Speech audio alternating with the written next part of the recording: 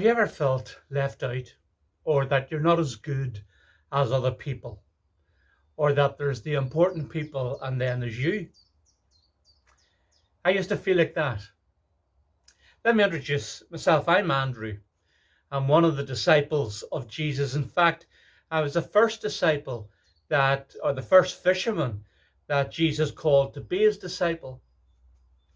I didn't know then what I was letting myself in for. I told Peter, my big brother, you'll know him. He's the one that has the courage in the family. He's the one that, when other people walk gingerly, he's the guy that if there's a puddle, he will not just put his foot in it, but he will jump really hard with both feet, no matter how deep the puddle is. He's that kind of guy. I'm not like that. I'm quieter. Um, but me and my brother, we were so close. And we were also close with our fishing mates, James and John. And all four of us became the disciples of Jesus. I introduced Peter to Jesus, and Jesus called Peter. And then James and John came along as well. We were inseparable. We were doing everything together. And here we were on this journey, not knowing where it was going to end or take us, but we were inseparable. But as time went on, it seemed that I was either left behind or just felt out of it, as if the other three were more important. See, whenever you read the Bible, you keep on seeing how Peter, James, and John went together. They got to do things that the rest of us didn't. Whenever the Mount of Transfiguration thing happened, well, then Jesus had taken Peter, James, and John. I was left behind. Whenever also Jesus was, after he was betrayed and he went into the garden to pray, who did he bring with him? Peter, James, and John, not me. And it was starting to get to me. What was wrong with me? Was I not intelligent enough? Did Jesus not like me the same as the others? Yeah, I had an amazing time with the disciples and walking with Jesus from town to town and village to village and seeing everything that he did. It was an amazing time in my life. But I remember at times thinking, what's so wrong with me? Or what is so good about the other three? Whenever you get into that way of thinking, it's not pleasant, it's not nice. But I did. What can I say? I did.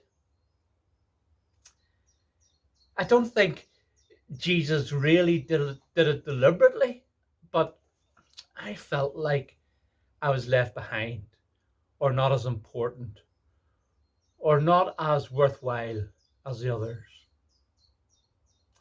We were all together, the disciples and Jesus, when we left Jericho to head to Jerusalem.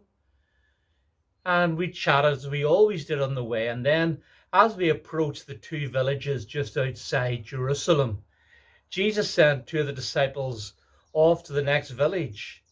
Was it Bethpage or was it Bethany? Can't just remember. But he was sent them ahead and he said, listen, go and get a donkey. You'll see it tied up there. And if anybody asks you, just say the master needs it. We didn't think much about it because we knew that Jesus had friends here, there, and everywhere. But the guys arrived back with the donkey. And what did Jesus do? He said he was going to ride it. Now, he didn't seem that tired.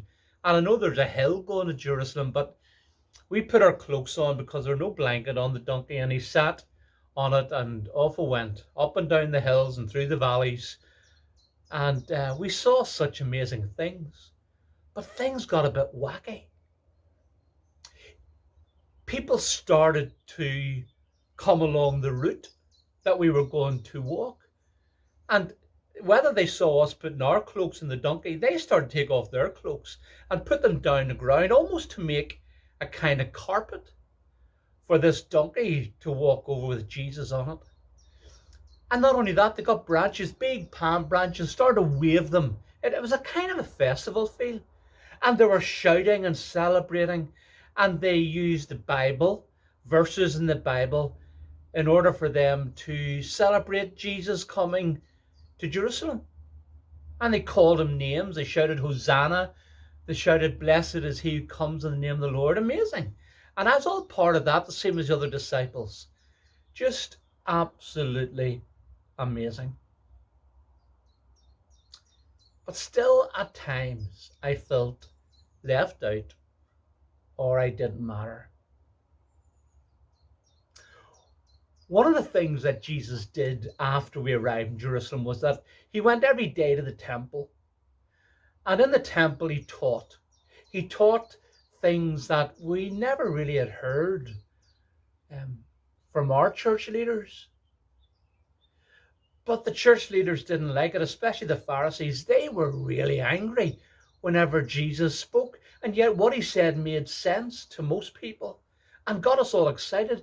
But they were really annoyed. And I think it was because they were jealous. They didn't have the kind of celebratory reaction that Jesus got from the crowds. Everyone seemed to be very angry at them or scared of them. But then again, they made us scared of them as well by the way they spoke to us and judged us and told us how to behave and what to think and how to pray. And as long as we followed their understanding of who God was, that was fine. But Jesus didn't do that. And it seems every day, whenever Jesus opened his mouth, he really annoyed them. And other things as well. He just opened up our eyes to things that we never realized before. You know that tithing was important to us, but it wasn't the end of our giving.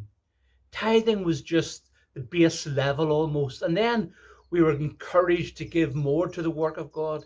And that happened amongst other ways in the temple. There were these big metal-like bowls. They're in a funny shape. They're like a horn shape. And people would throw their money in. And the thing about these metal bowls in the shape of a horn was that if you threw in a lot of heavy, big money, then they would travel down the horn right to the bottom and there'd be a massive echo so that everyone would know when a large coin went in. If you put in a small coin, well, it hardly made a noise and it didn't go anywhere. It would just have been the ping, ping sound. Well, one day we were standing there, all of us, and there was this man came, like a whole lot of men. They were obviously rich and they knew that Jesus was there, and as if they were hedging their bets to try to keep in with Jesus. And they threw in the money, and boys, was it the big coins, because the noise was amazing. I wondered, did they actually throw it very hard to make the noise greater? And everyone noticed whenever big coins was going into the bowl. But then we saw Jesus looking in the distance, and he saw this old lady. She seemed to be very poor. And Jesus watched her as she walked up to the bowl. And I feel for her, because she must have known that other people were looking at her. Well, she very gingerly took out some coins from her wee satchel, and she almost set them on, because you couldn't hear a loud noise at all. You had to really strain just to hear the little sound from the little coin. Jesus said, look at the attitude of this woman. He told us all. He said, the men, they give out of their wealth. But this woman has given out of her poverty. And we looked harder, we could see that Jesus' eyes were filled with tears. We all thought he must be thinking of his mum. A lot of amazing things happened that time. And I am standing here now just going over all those things, thinking about that amazing, awful week in Jerusalem. But listen, back to where I started, about saying that I felt left out.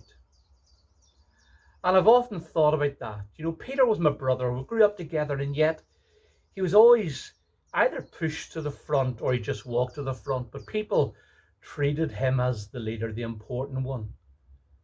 He was just my brother to me, and I almost behaved as if that's what should happen. And when I was thinking about being left out, I would have gone over lots of things that I was experiencing because I was with Jesus. I wanted to realize that I was left out because I allowed myself to think in a certain way. And when I thought about it, I was the one that introduced Peter to Jesus. Peter wouldn't be the kind of leader that he was had I not introduced him to Jesus. As James and John, if they weren't with us as a foursome fishing, they probably wouldn't have been able to meet Jesus either. And then I realized it was me that spotted the wee boy with his packed lunch, and I showed him to Jesus. And we all know what happened then. And in the temple, there were Greeks that wanted to meet Jesus, and it was me. I introduced them to Jesus. Amazing. And I suppose it has led me to think, in all of this craziness that happened just before Good Friday and Easter Day, as I now know them, if I continue to think that I wasn't doing the same as other people doing, I would continue to feel left out, that I was missing out. But as soon as I embrace the fact that my job was to introduce people to Jesus, it's amazing how that has changed the way I feel. I don't feel left out anymore. I don't want to be like Peter anymore, or the others. I just want to be me. And maybe Jesus knew that. Maybe Jesus saw that I was too dependent on Peter, and I needed to work things out for myself to give me confidence to do what I know I can do now. And I'll continue to try to introduce people to Jesus.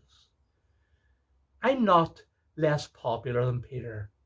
It's not that I'm not as smart, or that I'm not as popular, or it's not that I'm not as liked. I'm just different. And if you feel left out or that you don't matter, take it from me. The more that you do for Jesus, whether it be introducing people to Jesus or that you just do what you know you can do for Jesus, well, then the less left out you'll feel.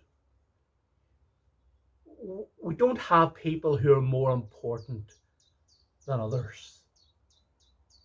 See, we're all made by God, and we've all something valid to do for God. It's not that one is more important than the other. We're just different. And in our difference, we are just as important as everybody else. Don't feel left out. Why not start by thinking, who can I introduce to Jesus today? I'm going to get started.